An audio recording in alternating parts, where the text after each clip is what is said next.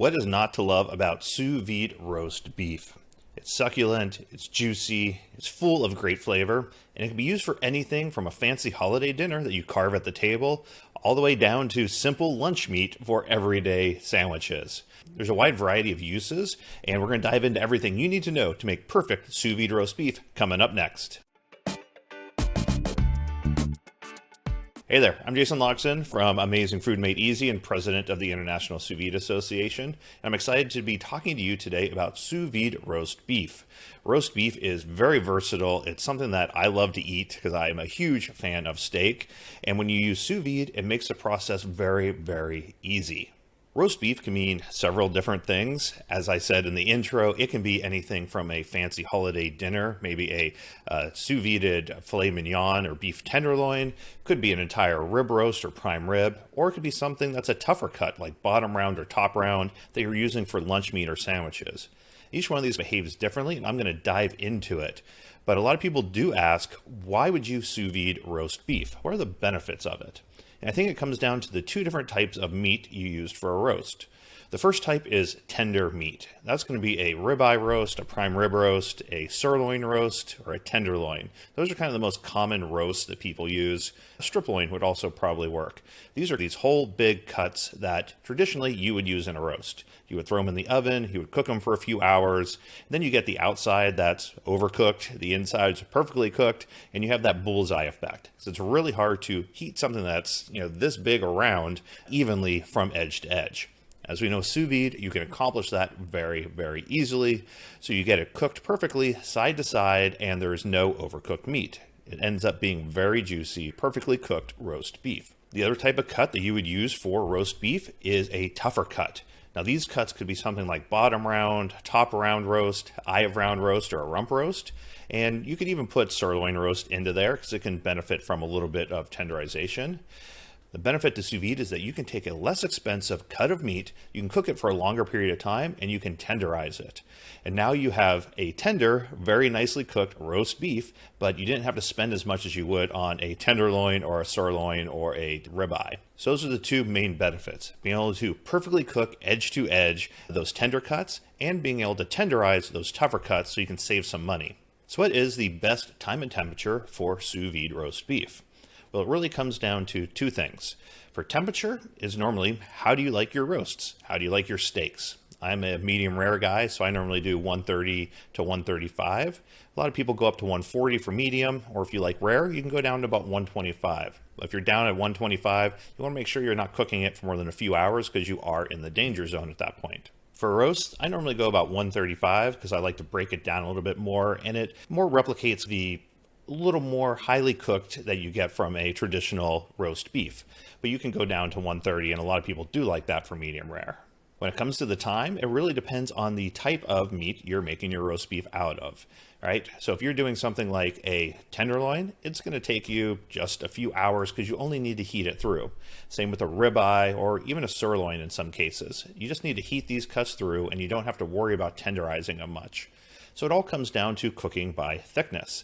Now, roasts can be pretty big, and a lot of sous vide timing and heating charts don't actually go as high as they can be big because it takes a really long time to heat all the way through.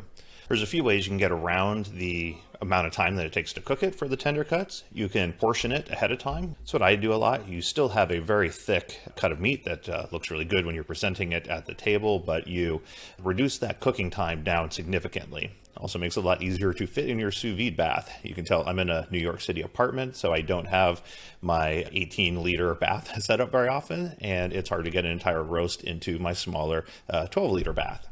The other way to accelerate cooking times is what's called Delta T cooking. You can learn more about Delta T at afmeasy.com/Delta T. Basically what that entails is setting your water bath temperature about 2 degrees higher than you want the middle to be. Because meat doesn't heat in a straight line, it's going to actually bring up the temperature a lot quicker than it would if you're trying to get it to the actual temperature that you want. It knocks about 20 to 30% off the cook time. So that takes care of tender roasts, but if you're trying to make roast beef out of a not tender roast, out of one of these tough cuts, then it depends on which cut you're using. So most of them are about 1 to 2 days. For a chuck roast, a top round, an eye round. Bottom round's a little bit tougher, so sometimes you can go up to 3 days on that. but you want to cook it for that extended period of time to really break down those connective tissues. The other thing to keep in mind when you're picking a piece of meat is what is your final use of it. If you're doing something that like a roast that you're serving at the table, then something that's a little bit fattier, a little bit more high quality, like a ribeye roast, sirloin, tenderloin, or a chuck roast are really good for that steak-like texture you're looking for. If you're doing something more for lunch meat, then you want something that's going to hold together a little bit better. And bottom round, top round roast, and eye of round all do really good at holding together because they don't have as much connective tissue that breaks apart during the cooking process. Something like chuck roast is really hard to slice thinly after you cook it, or something like the eye of round is pretty easy to thinly slice. So now that you know the time and temperature to use, generally based on the cut of meat that you're using, you can look up the specific cuts on my website and you can get more information about each one of those. But it's a good general overview that on the tender cuts, you just need to heat it through. On the tough cuts, you need to go about 1 to 2 days. Things like a sirloin roast or a strip loin roast, you can, maybe do it a little bit longer to tenderize it a little bit, but you don't want to let it go 1 to 2 days like the tougher cuts. So what is the actual process now for making sous vide roast beef? We talked about the time and temperatures, but what are the steps for making it?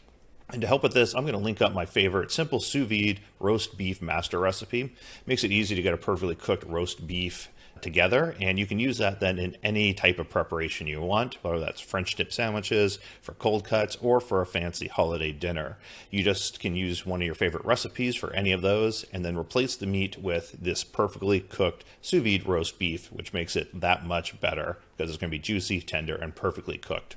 First, you want to prep the food, and the biggest way to do this is remove any connective tissue that's on the outside, any big lumps of fat that are on it. And as I said, if you want to portion it, now's the time to portion it. You can cut it up into either individual like steak-like servings or thicker 2 to 3 inch thick slabs. I like to season it all the time with at least salt. And a lot of times I'll also use either a spice rub or for roast beef, a lot of times some fresh herbs like rosemary, thyme, sage, something that can stand up to some longer cooking times. A lot of people also like garlic powder or onion powder. There's a few different things you can add to add a little bit of flavor to the outside of the roast beef while you're cooking it. I do save black pepper until the end of the sous vide process, and I don't recommend putting butter or oil into the bag because that can pull out some flavor, and unless you're using all the juices at the end, you're going to lose that flavor later. It's better to add that after the searing process or during the sear. The next step is to put the roast beef into your bags and seal it. So any food-safe, heat-safe plastic bag will work well, especially for the tender cuts. The Ziploc brand freezer bags or other food-safe zip-top bags work perfectly well with the water displacement method. A lot of people use Food Saver edge sealers, and if you have a chambered vacuum sealer, then it works perfectly. The Backmaster, Vesta, and Polyscience all put out really good machines that work great. If you have cut it into portions, into steaks or those slabs, make sure that those are in a single layer in your bag. You don't want them stacked, otherwise it's just a really thick roast beef again. So with most things with sous vide, you want them to be in a single layer, otherwise the cooking time will increase exponentially. Next, you just need to prepare the water bath. You fill a container with water. You can use a stock pot, a polycarbonate container. Lapavi, Rubbermaid, and Camber all make good polycarbonate containers. It's basically fancy plastic that holds well up with the heat, and some people even use coolers. You just want to set the water level between the min and max line. Set your sous vide machine to the desired temperature so you get the doneness that you want.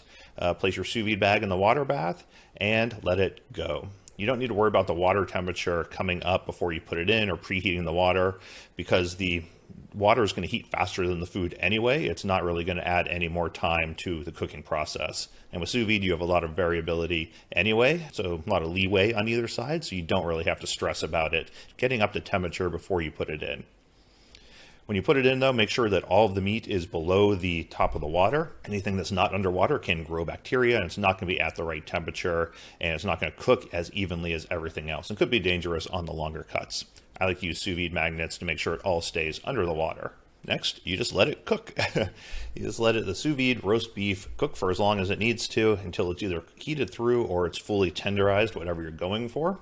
Then you can remove it from the hot water bath, and At this point, you can either chill it in an ice bath and store it in the fridge for up to a few weeks if you are doing food prep ahead of time.